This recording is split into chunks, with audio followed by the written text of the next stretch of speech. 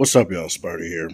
For this video, I want to do a comparison / versus video, whatever, between the Samsung Galaxy S21 Ultra and the Sony Xperia 1 Mark III. Now, obviously, all the Samsung Knights would come through and be like, "What do you mean? The S21 is clearly better. It has 4 cameras. And it has laser autofocus and has the 108 megapixel sensor that bends down to 12 megapixels, and effectively the image quality looks basically the same. It has the periscoping 10x zoom optical lens and the 3x zoom optical lens, which I'll give that, but we'll get into the camera performance and all that in a second. In terms of looks, in terms of feel, both of these pretty much feel the same. Both have the frosted glass back that, Google popularized with the Pixel 4 and Pixel 4 XL. And both of these are in pretty much the same shade of black, which is very nice. I don't remember what Sony calls it. It might be frost black, frost gray or something. I don't remember. But obviously, what Samsung calls it is Phantom Black. Both of these phones look really nice, really quality. Both feel very substantial, though I will say the S21 Ultra definitely has a bit more heft to it, probably because this big camera sensor on the back of the phone, for one, and for two, it has a 5,000 milliamp hour battery. But we'll get into all those metrics here in a second. So what do both phones have? I guess I'll just go and do a little tour. Both phones have your power and volume buttons all up on the right side of the phone. On the top of the phone, you have your mics. Bottom of the phone, you have another mic on the S21 Ultra, as well as your SIM slot, your SIM tray rather. Apologies, I'm trying to make this happen. Let me do your SIM tray right there, and your speaker and your mic, your USB-C port. No headphone jack on this phone. Samsung pretty much gave up on that, and it's whatever. On the back, you have your 108, your 12, and your 10 megapixel cameras. Your ultra wide, your one-year telephotos, and your 108 megapixel sensor that bends down to 12 megapixels, and you have to go into the 108 megapixel 4x3 mode and able to get the full extent of this camera. You have, I believe this is an 8 megapixel 3x zoom optical. No, I think it's also a 12. I don't remember, but very sharp nonetheless and very nice. Camera bulge, definitely, but honestly, it's totally fine. You have a 120 hertz quad HD display, 2K, 2.5, whatever the hell you want to call it, quad HD display on the front here. You have a 40 megapixel camera on the front. Very nice for 4K 60 video. The front facing speaker up top, which is not going to fall. Oh, there it goes. And obviously, you have your speaker on the bottom right there. This is going to be really hard to do with a bunch of crap in the background. But let's do this.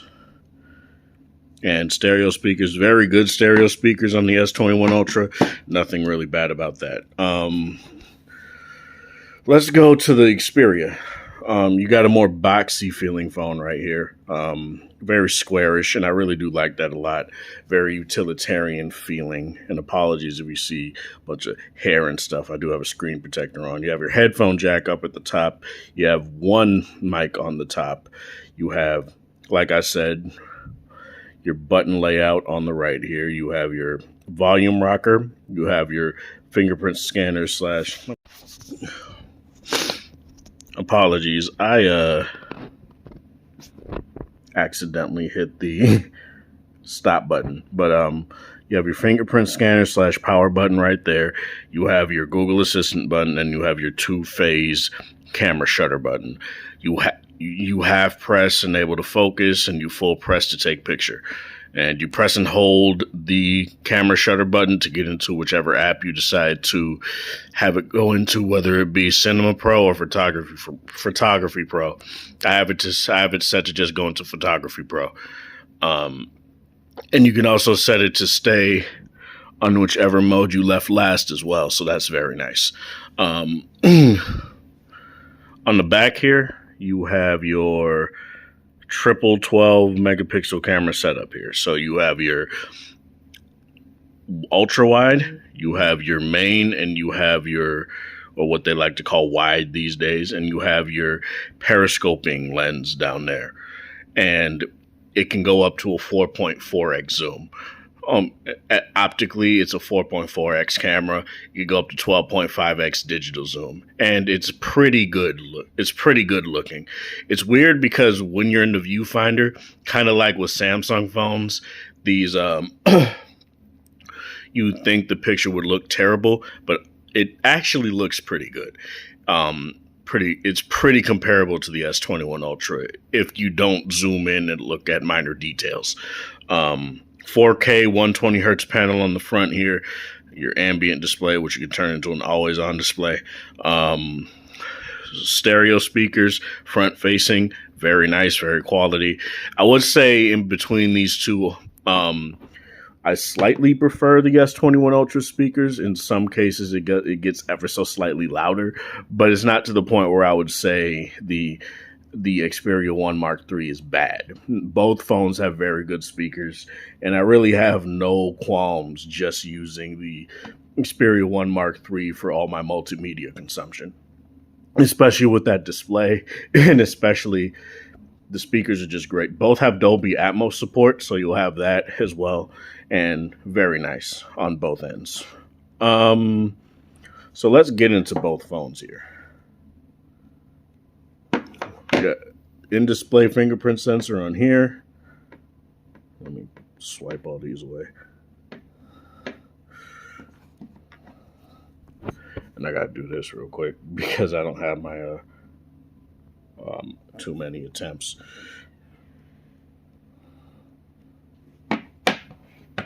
So let's do this here.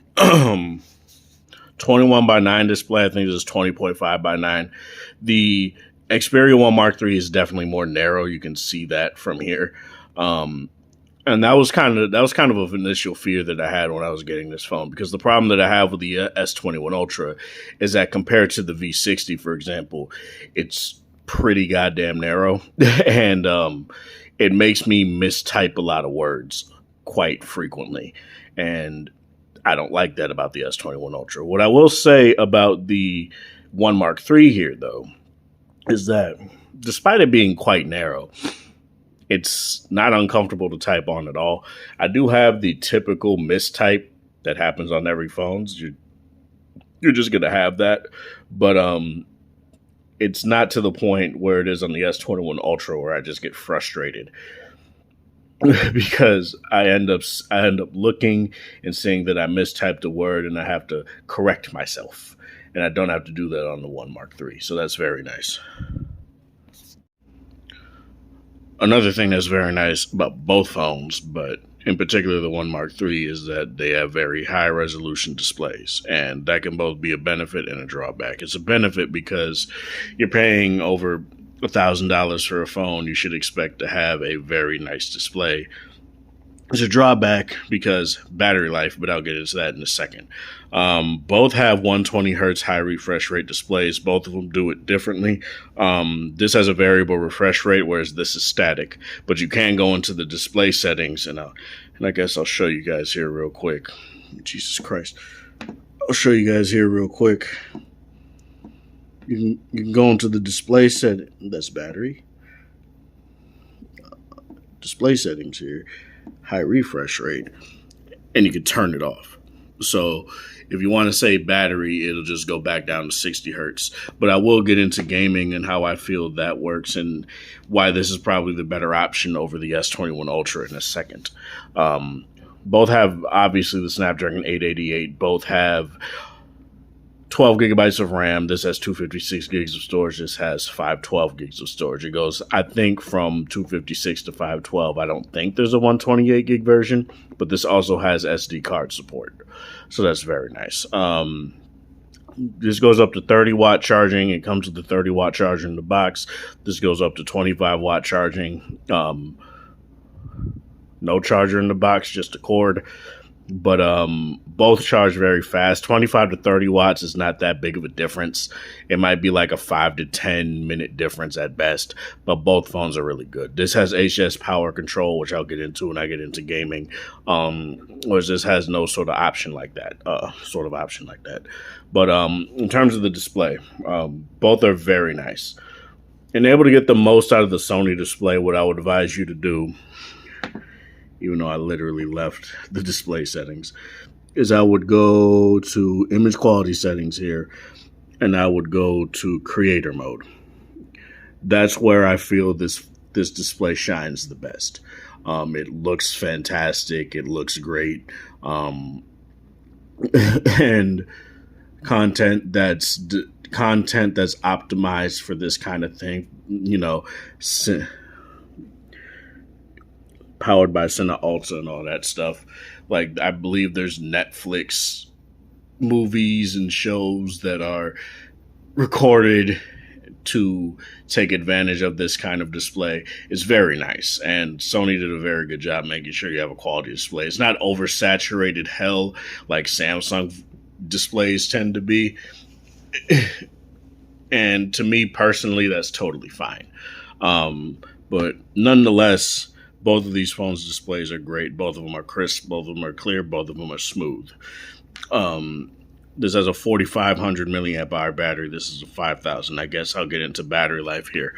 With the little amount of time I've had this 3 days, I've done some battery testing here. I haven't done the extent of my battery testing, so I still have maybe like 1 or 2 more games that I have to test, and then I'll be pretty much good in terms of that. But the game I did test was KOF All-Star.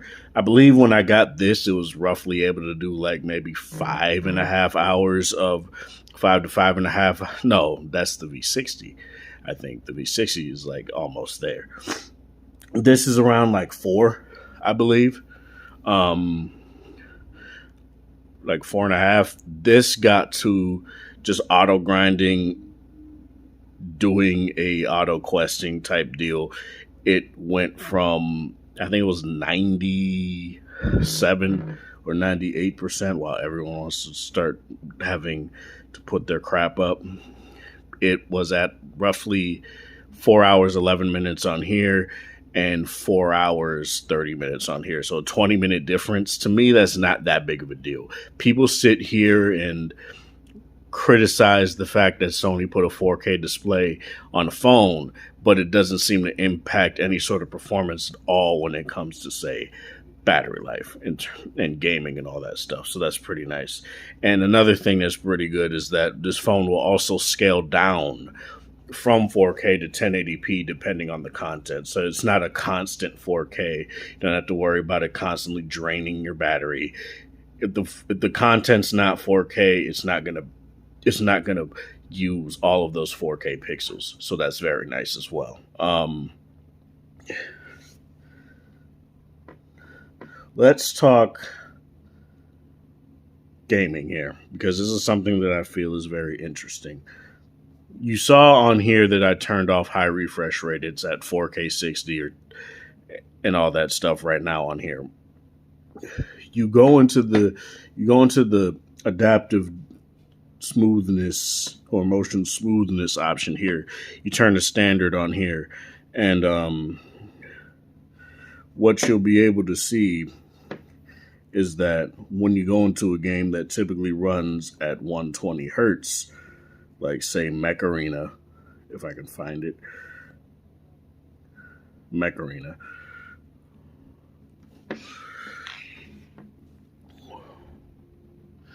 And certain games also play at 120 hertz on here that don't on here. It's kind of weird, but say I go into the settings here, and as you guys can see, it only gives me the FPS limit of 60.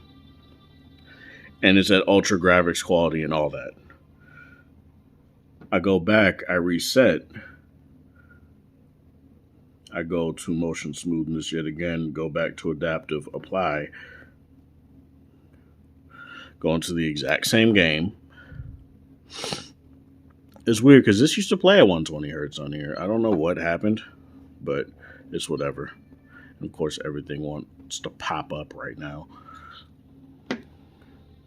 Now, as you can see, the moment I go back and turn it back up to adaptive refresh rate, 120 and Ultra is available. So let me go. Jesus Christ, does everything have to happen right now? So let me go to this phone here. Let me make sure I'm actually at, I didn't change anything by mistake. So display, high refresh rate, it's still off.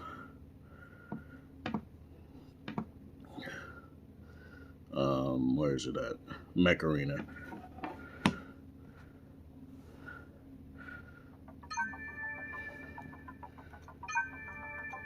I literally just, and as you guys can see here, Ultra 120 hertz. Like, what? So that's pretty nice in terms of what this phone can do. It honestly makes it the better phone for gaming, in my personal opinion, because despite the fact that you do have to, you can turn down the high refresh rate off, it still allows you to play games at that full 120 hertz. It doesn't force you to just play every game that can play at that refresh rate to not. Like Call of Duty Mobile, things like that, run like a dream on the One Mark III. And what makes it even better is that you can turn on something like HS Power Control, and I was playing it last night for I think I did 2 rounds, and it just stayed at 50%.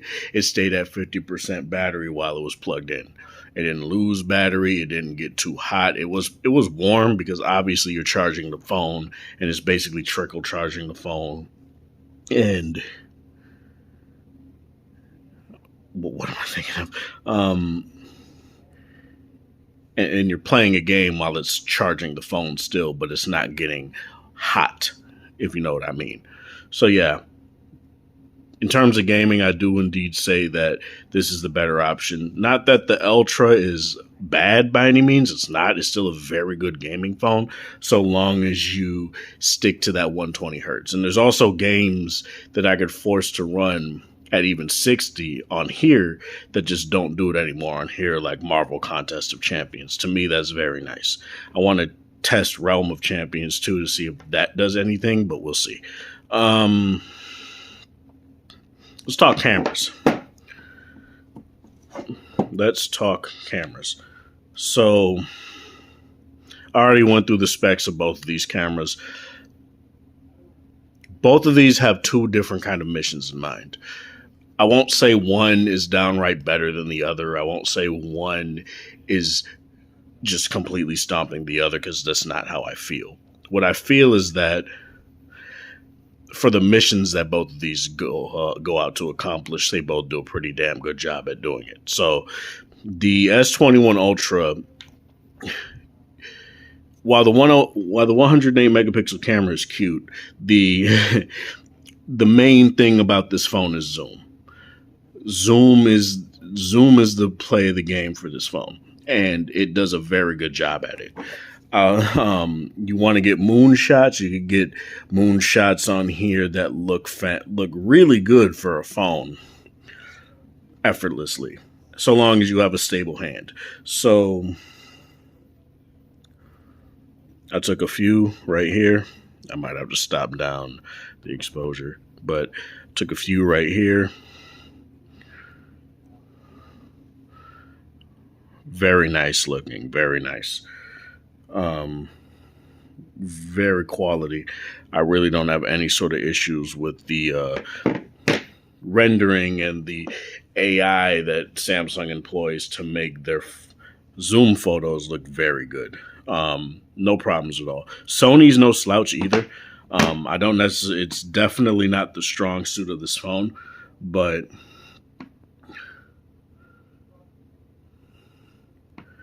you definitely can get some very good pictures out of here, so long as you work at it a little bit. So let me try to find. The main thing that you'll notice about a Sony phone and a Sony camera in particular is that they don't punch up colors nearly as much. And to me, I like that. I like that a lot. Um, I don't necessarily like when these manufacturers punch colors up for no reason. Samsung tends to do that a lot. Though I do feel for this particular picture, it is quite restrained and it looks very nice. But both of these look quality. Both of them look sharp. They look as sharp as one another. And both focus very fast. I'll give the edge to this. The focusing on this phone is very fast, but the focusing on here is no slouch either. I feel like Sony going with a 12 megapixel camera on the One Mark III is definitely not to its detriment at all. I feel like both phones do a very good job at giving you a picture that you'll enjoy looking at. So let me go and find these two. So these may not look the same, but the problem is, even though I zoomed in at literally the same focal length on both of these, the Samsung is maybe a tad wider. And that sucks, but there's nothing I can really do about that. So let's attempt to get all three in there as well. One thing you'll definitely see when it comes to the Ultra is that it does a fairly better job at making sure that things look clear. And obviously it's an optical sensor, so it's going to do that one. And then you're slightly zooming in from 3.0 to 4.4, so it's still going to look quite good. Whereas here, still quite nice. I really don't have any sort of issues with it. I would use either. I'm not going to sit here and lie to you about that. I would use either. There's definitely more definition in this building on the S21 Ultra. I'm noticing that. But honestly, if you're looking at a glance like this or like this, both phones do a very good job. There really is no issue for me personally when it comes to these two. If you're worried about macro shots on the One Mark III, personally, I wouldn't fret at all. So let me stop down the exposure a little bit.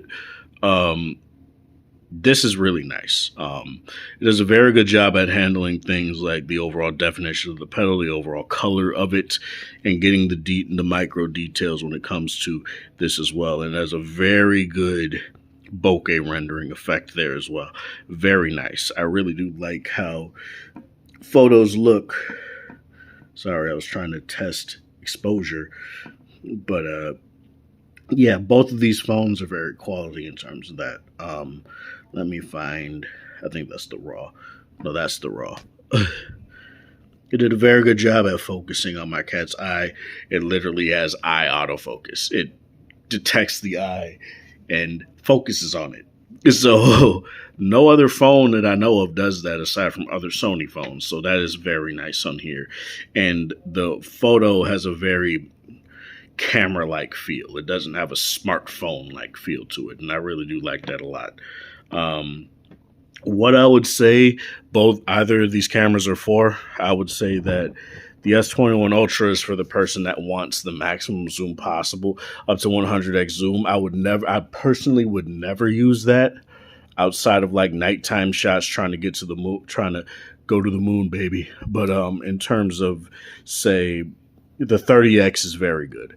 Even in like well-lit situations, 30x is very good. That's where I feel the S20 FE capped out at that, and I feel that was perfect. And the S21 Ultra still being very good at that is perfect as well. Really no issues with that whatsoever. What else? Call quality. Call quality on both of these are very good. I really have no issues in terms of that. Both of them do a very good job at what they had, making sure you sound clear and that the people you're talking to sound clear as well. So that's very nice. The haptics, I will say I like the haptics a little bit more on the S21 Ultra. It just feels a little bit more defined, a little bit more tactile, but it's not to the point where I would say the Xperia 1 Mark III is terrible at all. It's good, but it's no V60, no iPhone, no S21 Ultra. And that's fine, but it's just something that I feel I need to bring up. Um, what else? What else? Reception. Since I'm using Google Fi, I don't get 5G on the One Mark III, but LTE Plus has been totally fine, plenty fast. I don't really have any sort of issues with that. If I do end up switching to T-Mobile again and getting true 5G, I will let you know how that goes. But in terms of this, I do feel like both phones do a very good job at radio management. No real issues there. I do feel like the Xperia 1 Mark III definitely holds up better with Wi-Fi. I feel like it holds on to Wi-Fi signal far better and for longer periods of time, say if you're farther away than what the S21 Ultra does. Again, that's not a big deal, but both phones are quite fast. Both phones download things fast. No real issue there whatsoever for either. In terms of thermals, it's very hard to say about the 1 Mark III, but I will say that the S21 Ultra, that was one of the pain points for me, is that the thermals are kind of, and I'm not going to judge the Xperia 1 Mark III quite yet on that because I've only had it for 3 days. So, and obviously the first couple days you get it, you're downloading apps and all that stuff, and you're charging it, and that'll obviously warm up the phone quite a bit when it comes to these fast chargers. So, the Xperia 1 Mark III definitely does get warm. That's just the nature of the 888. But does it get as warm as the S21 Ultra? We'll wait and see. That's all I really want to say for this, though. Let me know in the comment section below what you guys feel about this. This is Sparta. Thank you guys for watching. Thanks for supporting because I have a wonderful Saturday, whatever time of day it is in the area. Have a good one.